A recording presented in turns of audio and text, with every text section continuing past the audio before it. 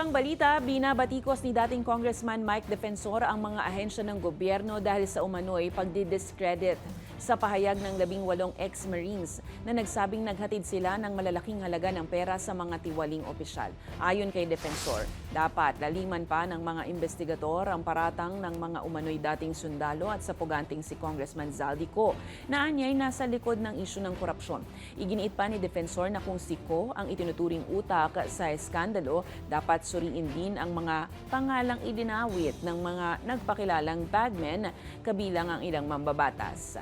Samantala, ipinagtanggol naman ni NBI Director Melvin Matibag ang masusing pagsusuri ng ahensya sa mga paratang ng 18 ex-Marines. I'm not sure where he is, pero kasi may conduit siya na meron kaming pinag-usapan at that time and sinasabi ko sa kanya, I need him to come out in the impeachment hearings.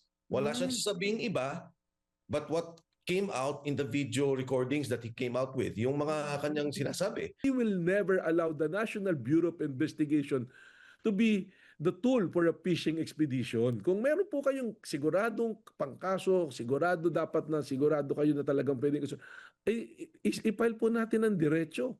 Kagaya po, naririnig ko si Congressman Mike Defensor, tira siya ng tira. May mga nakawan, mga magnanakaw si ganito. Tanong ko lang po, meron po ba siyang pinahil kahit isang kaso sa mga inakusahan niya magnanakaw?